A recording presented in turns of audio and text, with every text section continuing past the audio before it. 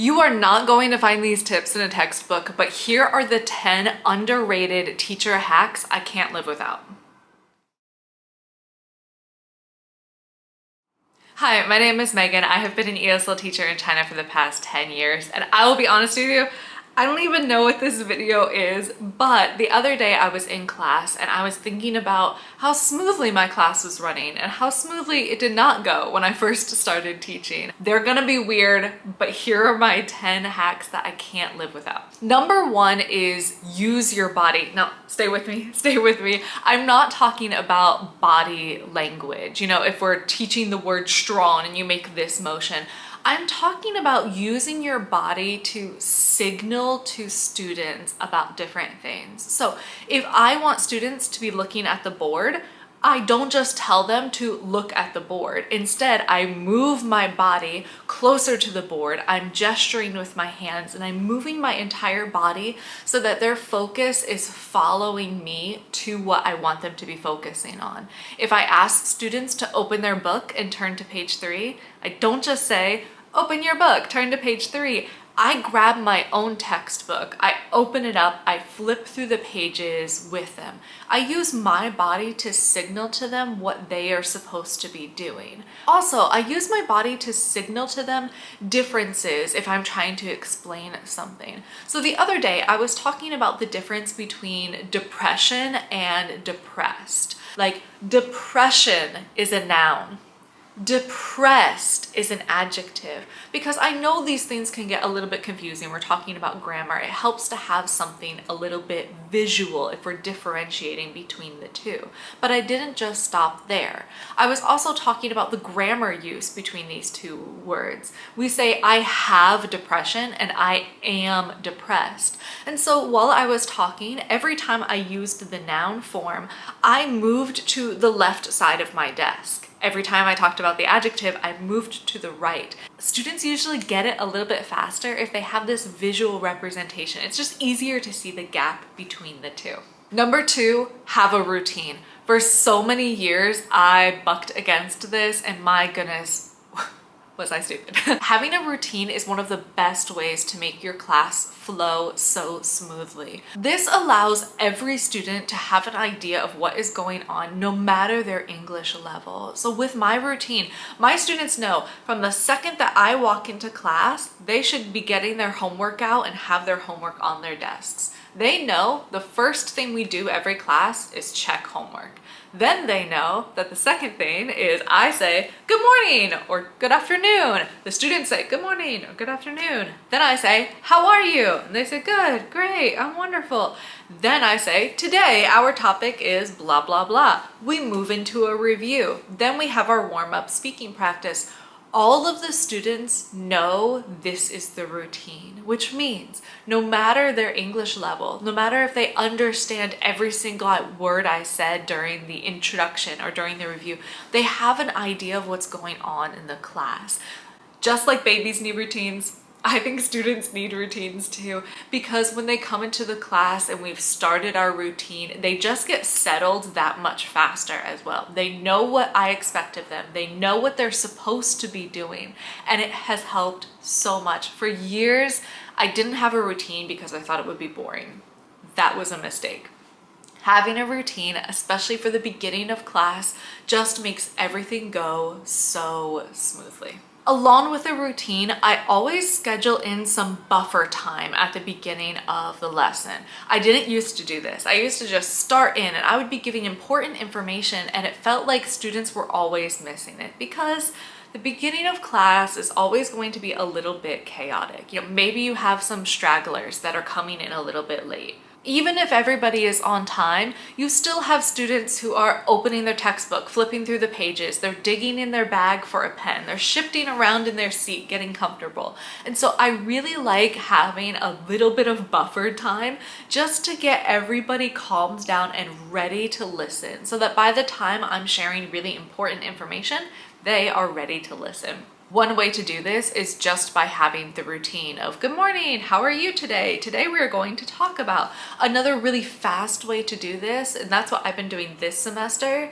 is I've just been throwing a couple of vocabulary words on the screen, not many, like 3 or 4 each lesson. And I just tell them, I'll show you a word, you tell me the meaning. What does enormous mean? And they all shout out the answer. And it's really excellent because it takes just a couple of seconds. It takes like 30 seconds, but it's enough time for students to get situated, get ready to go, so that by the time I'm introducing the class goals and I'm introducing our focus, I've got their attention and I don't have to work for their attention because the students are ready to listen. They're ready to go. Number 5 is to say commands using the exact same wording every single time. This is another great thing to signal to students, and it's really excellent for students who have lower levels of English as well. So I don't change up my commands. Every single time I say, open your book to page 14. Open your book to page 14. I don't say it any other way. If we're doing a listening class and students need to listen to the recording and answer the questions, they know that when I say, we will listen to it 2 times, let's go. When they hear let's go, they know that we're about to hit play and we're going to be listening to it together. If I have students talk to their partner, the very last thing I say is, talk to your partner, I will give you a few minutes. When they hear, I will give you a few minutes, they know that's their cue to start talking. This is really good for just getting them into their routine, get them moving quickly. They know from the second I finish speaking, I say, I will give you a few minutes. They immediately turn to their partner and talk. And I notice a difference at the very beginning of the semester. When they're not familiar with these commands, they hesitate a little bit. They're still looking at me to see if I'm going to give any other additional information.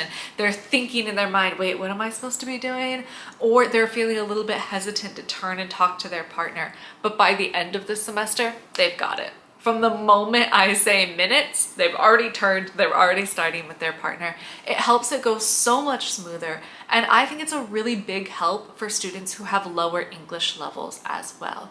At the end of the semester, they've learned those phrases. Even if they're struggling with other things, at least they know what they're supposed to be doing.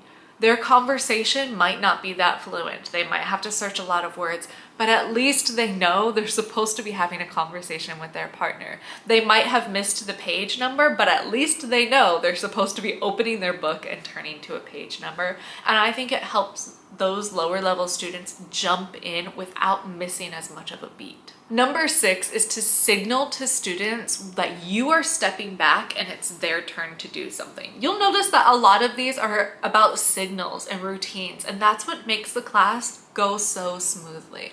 So what do I mean by this? I mean that when I am giving the students a task, I will give them a physical cue as well to know that they can begin. Now they know when I say, I'll give you a few minutes, they know when they hear that to start talking to their partner, but I will also physically step back. I'm done talking.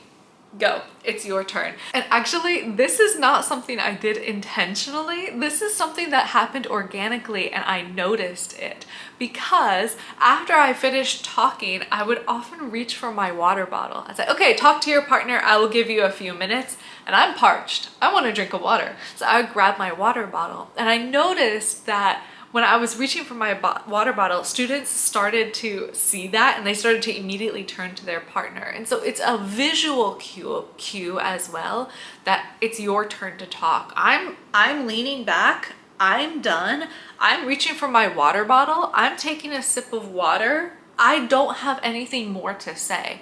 I'm giving you your time to talk to your partner. I'm giving you the time to finish the exercises. I'm giving you the time to listen to the recording and write down the answers to the questions. And so now this is something that I actively do. After I tell the students to work by themselves, I grab my water bottle each and every time, and I've noticed that it helps so much. It's a really small, really random thing, but it works.